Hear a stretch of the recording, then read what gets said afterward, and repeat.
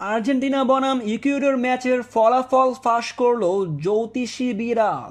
NRG স্টেডিয়ামে মুখোমুখি হবে ইকুয়েডর আর্জেন্টিনার বিপক্ষে। এবারের কোপা আমেরিকায় ইকুয়েডরের যাত্রাটা বেশি ভালো হয়নি, যেখানে ইকুয়েডর 3 ম্যাচে একটি জয়, একটি হার ও একটি ড্র করে গ্রুপের দ্বিতীয় স্থান থেকে কোয়ালিফাই করেছে। কোয়ার্টার ফাইনালে লড়বে আর্জেন্টিনার বিপক্ষে। অন্যদিকে আর্জেন্টিনা 3 ম্যাচের 3 ম্যাচেই জয় পেয়ে গ্রুপ চ্যাম্পিয়ন হয়ে কোয়ার্টার ফাইনালে খেলবে ইকুয়েডরের বিপক্ষে। আর্জেন্টিনা দলে যেমন আছে জুলিয়ান আলভারেজ, যে কিনা এখন পর্যন্ত 2 ম্যাচে 1 গোল করেছে কোপা আমেরিকায়। অন্যদিকে ইকুয়েডরে আছে দুর্দান্ত ফরওয়ার্ড ক্র্যান্ড্রি পায়েস, যে এখন পর্যন্ত কোপা আমেরিকায় 3 ম্যাচে 1 গোল করেছে।